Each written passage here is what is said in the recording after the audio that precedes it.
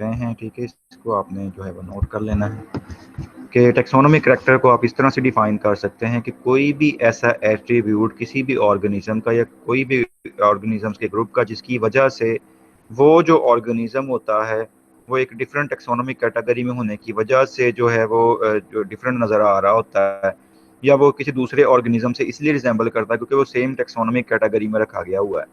अब taxonomic category आपको पता है कोई भी ऐसा दर्जा जो कि हम यूज़ कर रहे होते हैं ऑर्गेनिजम्स को क्लासीफाई करते वक्त, तो वो टेक्सोनोमिक कैटेगरी में आ जाता है, ठीक है। तो अब टेक्सोनोमिक करैक्टर्स यानी यहाँ पे क्या है, इससे मुराद कि कोई भी ऐसी खसूसियत कोई भी किसी ऑर्गेनिज्म की ऐसी यानी कि जो है उसके अंदर करैक्टरिस्टिक्स जो कि जिसकी वजह से वो ऑर्गेनिज्म जो होता है दूसरे ऑर्गेनिज्म से मैच कर रहा होता है जो कि सेम कैटेगरी से बिलोंग कर रहे होते हैं, या फिर वो ऑर्गेनिज्म से दूसरों से डिफरेंट होता है क्योंकि वो एक डिफरेंट कैटेगरी से बिलोंग करता है। तो ऐसे करैक्टर को हम क्या कहते हैं, टेक्सोनोमिक करैक्टर का नाम देते हैं, यानी जिसकी बुनियाद पे आप क्या कर सकते हैं कि आप ऑर्गेनिजम्स को क्लासीफाई कर सकते हैं या आप डिफरेंशिएट कर सकते हैं कि आपका जो ऑर्गेनिज्म है वो किस टेक्सोनोमिक कैटेगरी से जो है वो डिफरेंट बन रहा है और किस टेक्सोनोमिक कैटेगरी से जो है आपका ऑर्गेनिज्म मैच कर रहा है। तो इस तरीके से आप टेक्सोनोमिक करैक्टर्स को यूज़ करते हुए आप अपने ऑर्गेनिजम्स की क्या कर सकते हैं, क्लासिफिकेशन कर सकते हैं, आप उनको ऑर्गेनाइज कर सकते हैं। यानी ये ऐसे एट्रीब्यूट्स होते हैं जिसकी वजह से आप अपने ऑर्गेनिज्म को क्या करते हैं, एक खास किस्म की रस्मी क्लासिफिकेशन के अंदर या रस्मी जो है दर्जाबंदी के अंदर ऑर्गेनिजम्स को लेके आ रहे होते हैं। अब टेक्सोनोमिक करैक्टर्स को अगर हम देखें तो इसके कुछ फंक्शंस हैं, जैसे फॉर एग्जांपल अब टेक्सोनोमिक करैक्टर्स के दो फंक्शन होते हैं। पहला तो ये है कि ये एक डायग्नोस्टिक एस्पेक्ट के तौर पे काम कर रहा होता है, एक इंडिकेटर होता है जिससे आप क्या कर सकते हैं, अपने ऑर्गेनिज्म की क्लासिफिकेशन कर सकते हैं। इसी तरह से ये जो है एक ऐसा इंडिकेटर होता है जिसके ज़रिए से आप इवन रिलेशनशिप के ऑर्गेनिजम्स का बता सकते हैं कि जिसकी वजह से आप कह सकते हैं कि आप मतलब अगर हायर कैटेगरीज की तरफ जा रहे हैं, मतलब स्पीशी कैटेगरी से ऊपर वाली जो कैटेगरीज हैं वो हायर कैटेगरीज हैं, तो वहाँ पे अगर आप जा रहे हैं ऑर्गेनिजम्स को रख रहे हैं तो टेक्सोनोमिक करैक्टर आपको हेल्प करेगा डिफरेंशिएट करने में कि आपका ऑर्गेनिज्म उनसे कैसे मिलता जुलता है या कैसे डिफरेंट है। जैसे फॉर एग्जांपल वो कह रहा है कि डिफरेंस जो है ऑर्गेनिजम्स का, अगर आप उनको सेम टेक्सोनोमिक कैटेगरी में रख देते हैं जैसे मेल या फीमेल है या मेच्योर ऑर्गेनिज्म है या एडल्ट है या इमेच्योर है, तो इस तरह से ये जो है ये टेक्सोनोमिक कैरेक्टर्स नहीं है। तो इस तरह के डिफरेंस जो है ये टेक्सोनोमिक कैरेक्टर्स में नहीं आ रहे होते। तो टेक्सोनोमिक कैरेक्टर क्या है कि any attribute of an organism or a group of organisms by which it differs from an organism belonging to a different taxonomic category or resembles an organism belonging to the same category. तो आपने सबसे पहले तो ये वाली एक definition यहाँ से करनी है टेक्सोनोमिक कैरेक्टर की, ठीक है।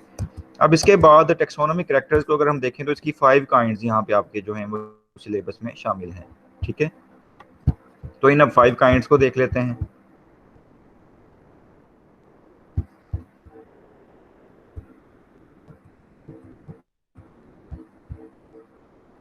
तो ये स्टूडेंट्स आपको साइड पे जो है ये 5 काइंड्स नजर आ रही हैं टेक्सोनोमिक कैरेक्टर्स की, ये वाली जो है, ठीक है। नेक्स्ट हेडिंग सिलेबस में ये है कि काइंड्स ऑफ टेक्सोनोमिक कैरेक्टर्स के कौन कौन से टेक्सोनोमिक कैरेक्टर्स हैं।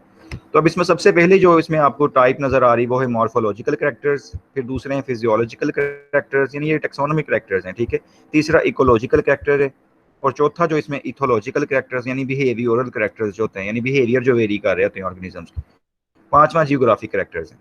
तो जियोग्राफिकल कैरेक्टर्स तक यानी ये 5 कैरेक्टर हैं जो टेक्सोनोमिक कैरेक्टर्स के अंदर आते हैं और हर टेक्सोनोमिक कैरेक्टर जो है उसका एक अपना फंक्शन है, उसका एक अपना वे है जिससे के जरिए से आप ऑर्गेनिजम्स को क्लासीफाई कर रहे होते हैं। अब इसमें से जो हमने आज क्या करना है वो स्टूडेंट्स ये वाला हमने करना है, इसकी पहले यानी कि जो है ना ये कैटेगरी या टाइप जो आप यहाँ पे देख रहे हैं ये वाली, ठीक है। तो फर्स्ट जो टेक्सोनोमिक कैरेक्टर है वो है मॉर्फोलॉजिकल कैरेक्टर्स। तो मॉर्फोलॉजिकल कैरेक्टर्स की बुनियाद पे आप कैसे यानी ऑर्गेनिज्म को क्लासीफाई करते हैं या कैसे डिफरेंशिएट कर सकते हैं। तो इसमें मॉर्फोलॉजिकल कैरेक्टर्स भी इवन जो हैं वो आपको नजर आ रहे हैं, उनको भी आगे फर्दर काफी ग्रुप्स में यानी काफी कैटेगरीज में डिवाइड किया गया है, ABCDE में 5 में डिवाइड किया गया है। अब उसमें से एक जनरल एक्सटर्नल मॉर्फोलॉजी की बुनियाद पे हम क्लासीफाई करते हैं या स्पेशल स्ट्रक्चर्स होती हैं जैसे रिप्रोडक्टिव स्ट्रक्चर्स ऑर्गेनिजम्स की वेरी कर रही होती हैं जिनको हम जेनिटेलिया कह देते हैं। इसी तरह से जो है वो इंटरनल मॉर्फोलॉजी ऑर्गेनिजम्स की वेरी करती है, जैसे उनकी एनाटॉमी जो होती है वो वेरी कर रही होती है। फिर एम्ब्रियोलॉजिकली भी ऑर्गेनिजम्स एक दूसरे से डिफरेंट हो सकते हैं, मतलब आपको पता है ना कुछ के अंदर होलोब्लास्टिक क्लीवेज होती है, कुछ के अंदर मीरोब्लास्टिक क्लीवेज होती है। और पांचवा इसमें है कैरियोलॉजी। मतलब कैरियोलॉजी मींस कि आपको पता है कि क्रोमोसोमल जब हम स्टडी करते हैं, आपने भी CM भी पढ़ा है पिछले सब्जेक्ट यानी कि आपका जो था सेल एंड मोलेकुलर बायोलॉजी था, तो हमने उसमें देखा था कि क्रोमोसोम की स्ट्रक्चर की बुनियाद पे या उसकी जो क्लासिफिकेशन की बुनियाद पे हम जो है ऑर्गेनिजम्स को इवन क्लासीफाई कर सकते हैं, या टोटल नंबर ऑफ क्रोमोसोम्स की बुनियाद पे भी कर सकते हैं, क्योंकि हर स्पीशी के जो क्रोमोसोमल नंबर होता है वो स्पीशी स्पेसिफिक होता है, यानी फिक्स होता है। तो अब ये 5 जो टेक्सोनोमिक यानी कि कैरेक्टर्स हैं, इनमें से पहला जो टेक्सोनोमिक कैरेक्टर है वो है मॉर्फोलॉजिकल कैरेक्टर्स। अब इसको हम देखते हैं, इसको ही हमने आज स्टडी करना है, फिर वन बाय वन जो है ना हम हर लेक्चर में अपने करते जाएंगे। तो मॉर्फोलॉजिकल कैरेक्टर्स जो होते हैं, इनमें से जो सबसे पहला आपने सब हेडिंग देखी थी वो थी जनरल एक्सटर्नल मॉर्फोलॉजी। तो आपको पता है कि हर ऑर्गेनिज्म की जो एक्सटर्नल मॉर्फोलॉजी है, अगर उसको ही हम सपोज कर लें, तो जो सबसे ट्रेडिशनल या ओल्डेस्ट क्लासिफिकेशन थी वो ऑर्गेनिज्म को एक्सटर्नली देख के की जाती थी ना। जैसे आपने टाइपोलॉजिकल स्पीशी कंसेप्ट में देखा कि स्पीशीज के किसी भी स्पेसिमेन को कलेक्ट करने के बाद उसको म्यूजियम में रखा जाता था, फिर उसके साथ बाकी जो भी कोई स्पेसिमेन लेके आते थे वो कंपैरिजन कर रहे होते थे उसके साथ कि वो मैच करता है या नहीं करता। अगर वो मैच कर रहा होता था ज्यादा तो उसको कहते थे जी ये सेम स्पीशी है, अगर वो नहीं मैच करता था तो उसको दूसरी स्पीशी मान लिया जाता था। तो वो टाइप स्पेसिमेन हुआ करता था। तो ऐसे ही एक्सटर्नल मॉर्फोलॉजी की बुनियाद पे हम क्या कर सकते हैं, ऑर्गेनिजम्स को ट्रेडिशनली क्लासीफाई कर सकते हैं, क्योंकि एक प्राइमरी एविडेंस प्रोवाइड कर रही होती है ना। अगर मॉर्फोलॉजी ही नहीं मैच कर रही ऑर्गेनिजम्स की, तो वो क्या होंगे, वो हो सकता है कि वो एक दूसरे से डिफरेंट हो।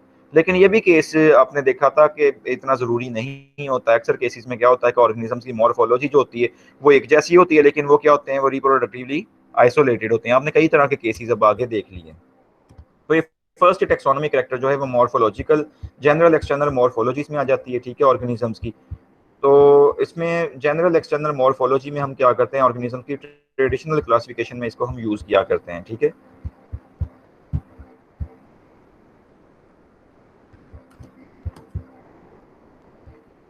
अब ये जो है फर्स्ट टेक्सोनोमिक कैरेक्टर है, जिसको जो है अगर देखें हम तो एक्सटर्नल मॉर्फोलॉजी तो ऑर्गेनिजम्स की अब कई तरह की हो सकती है। उसमें वो बता रहा है कि ये रेंज करती है कि सुपरफिशियल फीचर्स हो सकते हैं ऑर्गेनिजम्स के, जैसे आपको पता है कि प्लूमेज होते हैं यानी फीदर्स जो होते हैं, या इसी तरह से जो खाल होती है या फर होती है ऑर्गेनिजम्स की, पीलेज मीन ये जो फर वगैरह आप देखते हैं मैमल्स के केस में।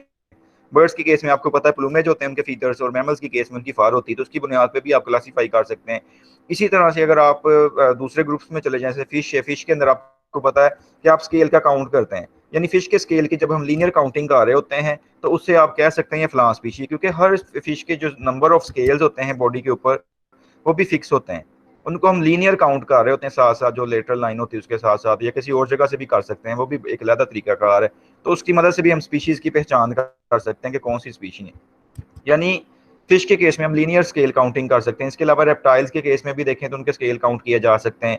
और अगर आप बाकी एनिमल्स में चले जाए, जैसे फॉर एग्जांपल अब आर्थ्रोपोड्स है, तो उनके स्केलेरियड्स को हम देख सकते हैं, यानी उनका जो हार्डन्ड एक्सोस्केलेटन होता है, जो बाहर से मजबूत हो चुका होता है, काफी सख्त हो चुका होता है, तो ये स्केलेरियड्स जो होते हैं आर्थ्रोपोड्स के, जिस तरह अब ये आप देख रहे हैं। तो ये वाले जो हैं स्ट्रक्चर्स को देखते हुए भी हम क्या कर सकते हैं, ऑर्गेनिज्म की क्लासिफिकेशन कर सकते हैं। ये स्केलेरियड्स आप यहाँ पे आपको नजर आ रहे हैं, मतलब उसके हार्डन जो पार्ट्स एक्सटर्नल स्केलेटन के हैं, तो ये स्केलेरियड्स हैं। इसी तरह से एनिमल्स की जिनकी एक्सटर्नल स्केलेटन होता है, जैसे आर्थ्रोपोड है, मोलस्क हैं, तो इनको आप क्या कर सकते हैं, इनको किसी भी खास तरतीब से आप अरेंज कर सकते हैं इनके एक्सटर्नल स्ट्रक्चर्स की बुनियाद पे। दूसरा जो है अब जेनिटेलिया स्ट्रक्चर्स हैं, यानी ऐसे ऑर्गेनिज्म की स्ट्रक्चर जो रिप्रोडक्टिव स्ट्रक्चर्स होती हैं। अब अगर हम देखें तो रिप्रोडक्टिव आइसोलेशन जो है ये एक जो है वो बेसिक फिनोमिना है स्पीशी लेवल के ऊपर। अब ये सिन क्यूआनून है, यानी कि ये एक यानी कि फैक्ट है कि रिप्रोडक्टिव आइसोलेशन होती ही होती है स्पीशी लेवल पे जाके।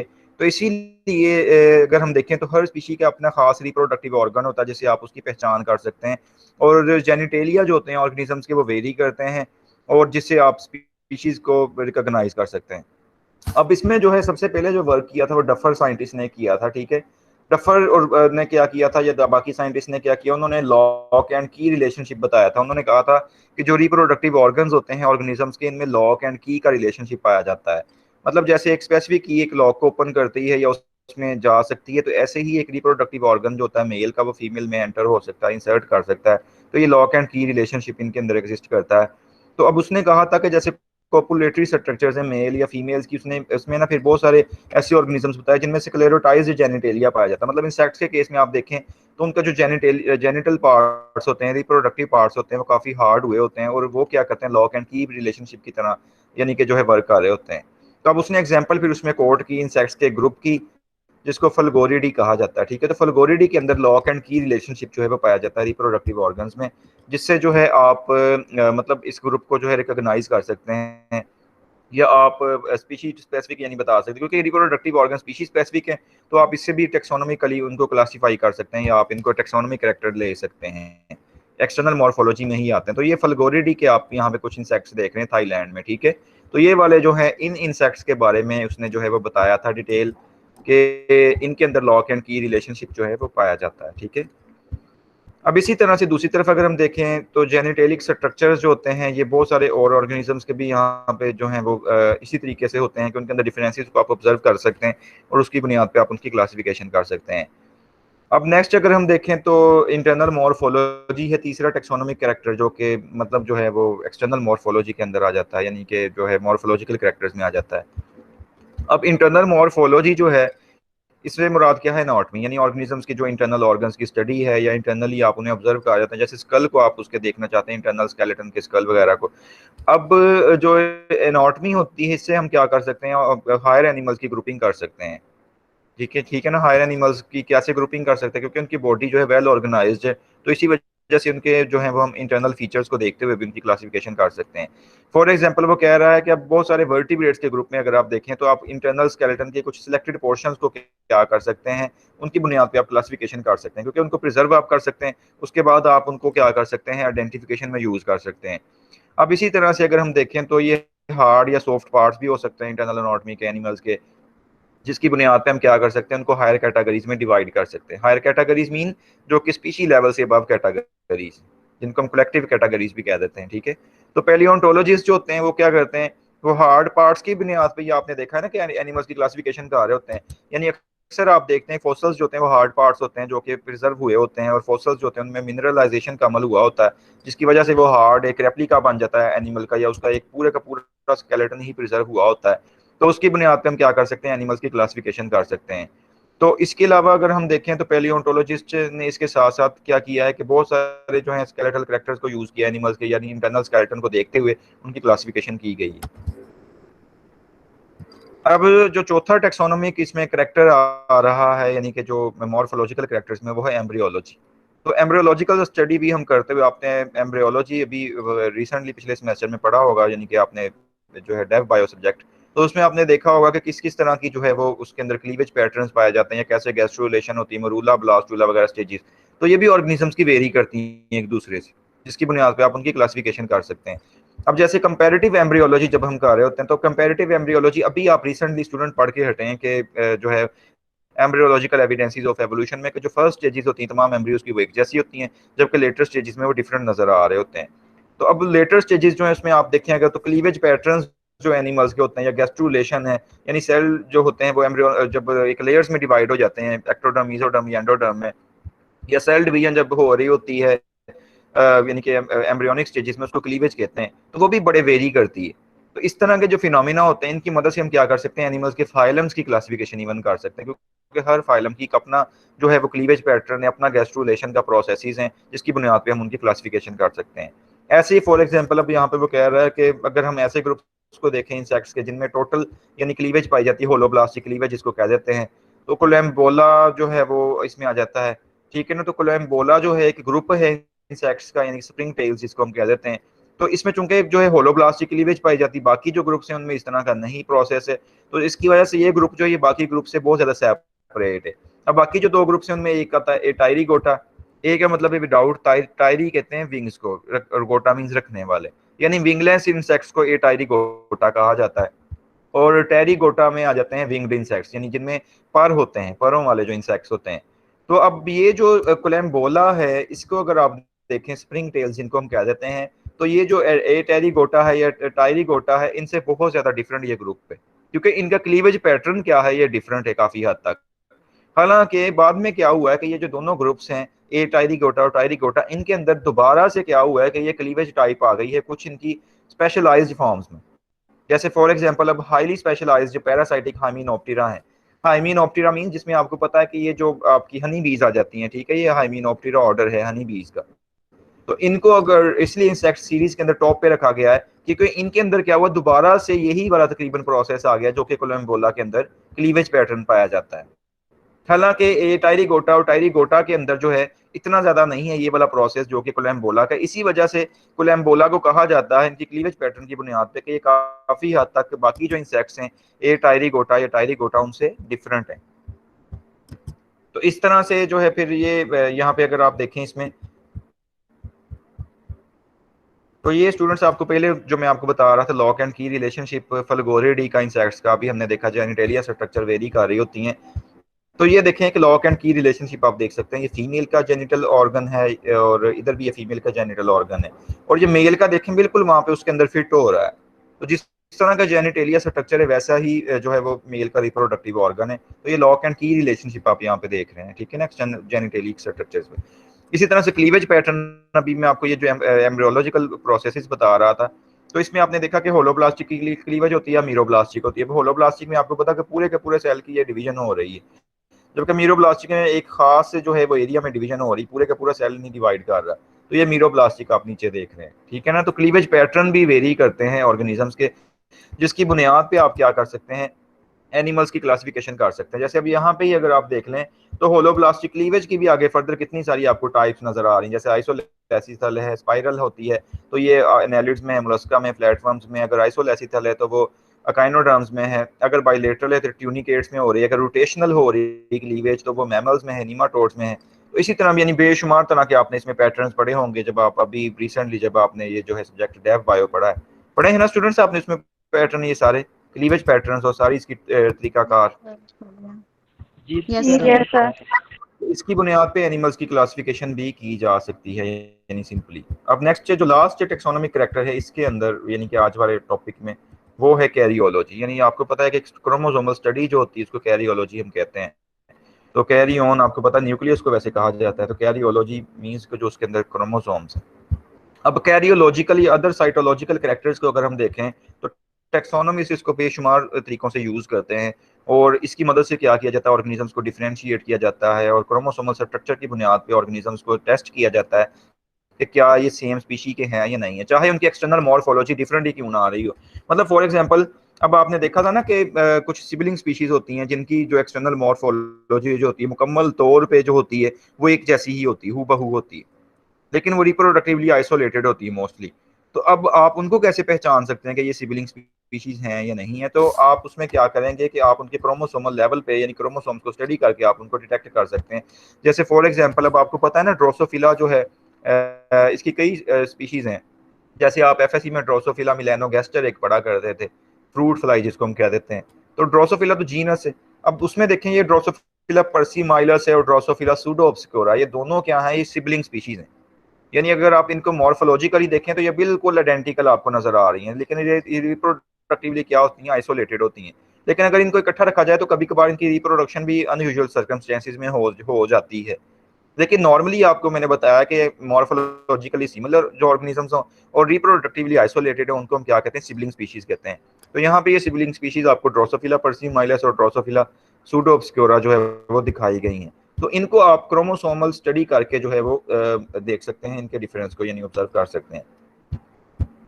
अब सिंपलेस्ट साइटोलॉजिकल करेक्टर अगर हम देखें तो क्रोमोसोमल नंबर है। यानी अगर आप सबसे पहले इसमें चले जाएं कि क्रोमोसोमल अगर आप देखना चाह रहे हैं कि सेल के अंदर अगर आप कोई भी करेक्टर लेके ऑर्गेनिज्म को क्लासीफाई करना चाहते हैं तो आपको पता है कि क्रोमोसोमल नंबर जो है ये स्पीशीज स्पेसिफिक होते हैं, जिसकी बुनियाद पे आप जो है ऑर्गेनिज्म की क्लासिफिकेशन कर सकते हैं।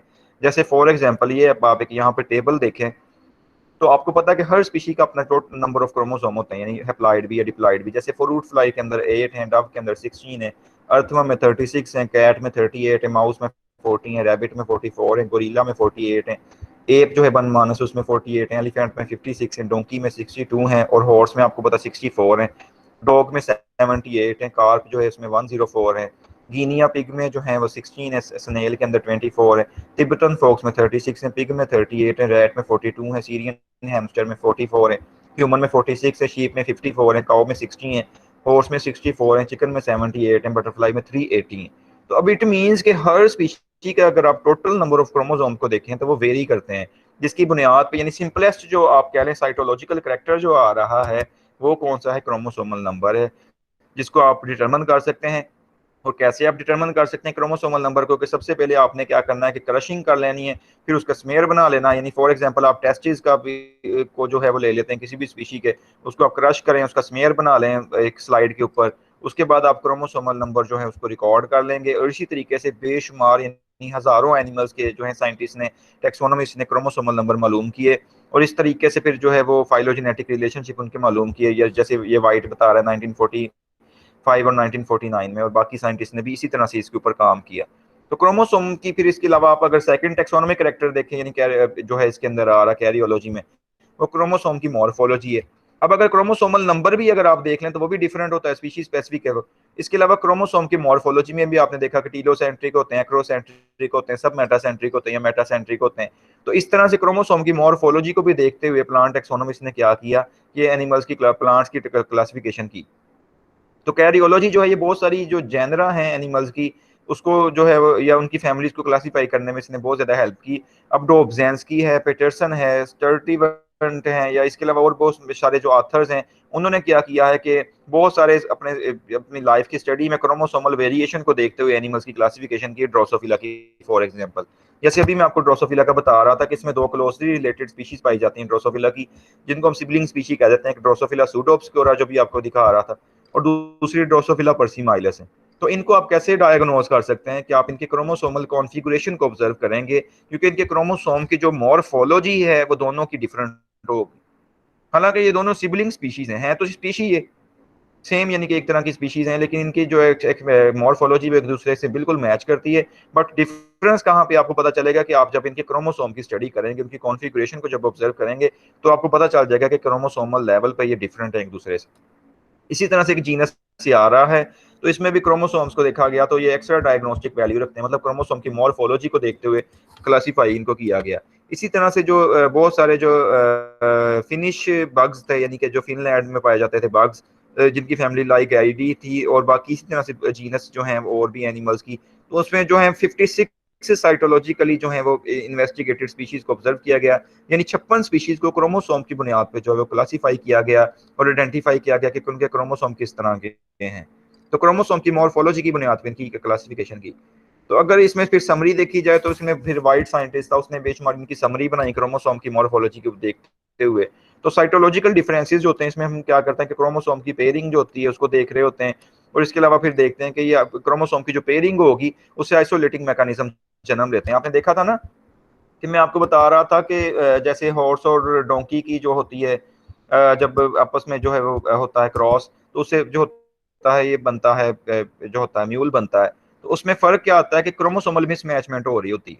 मतलब जो पोस्ट जाइगोटिक आइसोलेशन है कि यानी कि अगर वो मिल भी गए हैं, तो उसमें भी फिर भी क्या हुआ, क्रोमोसोमल मिलने की वजह से भी उनकी प्रॉपर साइनेप्सिस नहीं उनके हो सके। तो इस तरह से जो है ये एक रिप्रोडक्टिव आइसोलेशन का काम कर रहे होते हैं क्रोमोसोम्स जो होते हैं, अगर एक दूसरे से मैच नहीं करते हैं तो। अब जीन्स की अरेंजमेंट अगर देखें क्रोमोसोम्स के ऊपर, तो इससे क्या कर सकते हैं, आप ड्रोसोफिला की पॉपुलेशन को एनालाइज कर सकते हैं, क्योंकि जीन्स की भी अरेंजमेंट क्रोमोसोम पे वेरी करती है स्पीशीज टू स्पीशीज। ठीक है ना, जैसे ड्रोसोफिला जीनस के अंदर जो है ये वेरी करती हैं। एनोफ्लीज आपने देख लिए हैं, एनोफ्लीज मॉस्किटो में आपने देखा, एनोफ्लीज मैक्यूली पेनिस कम्प्लेक्स में आपने देखा था 6 सिबलिंग स्पीशीज पाई जाती हैं। इसी तरह से 10 डाइप्स जो है काइरोनोमस जो है, इनके अंदर भी इसी तरह से फिनोमिना है। और अक्सर स्पीशीज के अंदर सुपर न्यूमररी क्रोमोसोम्स पाए जाते हैं, यानी ज्यादा क्रोमोसोम्स होते हैं, एक्स्ट्रा क्रोमोसोम्स पाए जाते हैं। जैसे फॉर एग्जांपल ग्रास होपर्स होते हैं, ट्राइमेरोट्रोप्सिस जो है उसके अंदर क्या होता है कि सुपर न्यूमररी क्रोमोसोम्स पाए जाते हैं।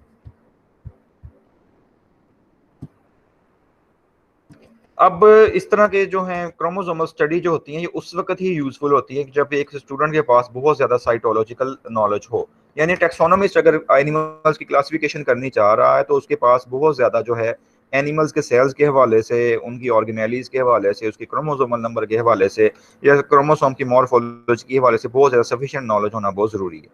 तो क्रोमोसोमल नंबर जो होता है ये डिफरेंट होता है, इवन क्लोज रिलेटिव्स में भी अगर देखें तो उसमें क्या होता है कि अक्सर डिफरेंट क्रोमोसोमल नंबर आ रहा हो। तो उसकी रीजन क्या होती है कि अक्सर दो क्रोमोसोम्स होते हैं आपस में जुड़ जाते हैं, और काइनेटोकोर जब खत्म हो जाता है उनके दरमियान में। अब आपको पता है ना, काइनेटोकोर एक ऐसी स्ट्रक्चर होती है जो कि क्रोमोसोमल अटैचमेंट में यानी स्पिंडल फाइबर्स को अटैच करने में हेल्प कर रही होती है क्रोमोसोम्स के साथ। तो इस तरह यस से सर। फिर क्रोमोसोम्स जो होते हैं वो मतलब जो होता है उसमें जो होता है इनर्ट क्रोमोसोमल सेक्शन जो होते हैं वो अक्सर ज़ाया हो जाते हैं। तो दो स्पीशीज होती है उनके अंदर सुपरफिशियल जो होता है वो आइडेंटिकल क्रोमोसोम्स जो होते हैं वो ज्यादा जो होता है वो एक दूसरे से जेनेटिकली डिफरेंट होती हैं बनिस्बत उसके कि अगर क्रोमोसोमल डिफरेंसेस ग्रॉस उनके अंदर आ रहे हों। तो क्रोमोसोमल पॉलीमॉर्फिज्म जो होती है अक्सर स्पीशीज के अंदर पाई जाती है, जैसे ड्रोसोफिला है, ट्रोपिस है, या बाकी और इस तरह के एनिमल्स हैं जिनके अंदर क्रोमोसोम जो होते हैं वो कई तरह की शक्लें उनके अंदर पाई जाती हैं, यानी कि क्रोमोसोमल अपीयरेंस जो होता है वो वेरी करता है। जैसे ड्रोसोफिला सूडोप्सियोरा का और तरह का है, ड्रोसोफिला पर्सिमाइलस का और तरह का है। तो इससे ये एक बहुत बड़ा एविडेंस है जिससे आप इन स्पीशीज की जो है वो टेक्सोनॉमिकली पहचान कर सकते हैं, हालांकि ये बाहर से आपको दिखने में एक जैसी नजर आ रही हैं। तो अब इसके हवाले से बहुत सारी फिर रिसेंट उस जमाने में स्टडी की गई, यानी 1949 के अंदर, और क्रोमोसोम्स को वही स्टडी करते हो जो आजकल आप टेबल देखते हैं, तो ये उस जमाने में सारा काम हुआ था। तो इस तरह से फिर क्रोमोसोमल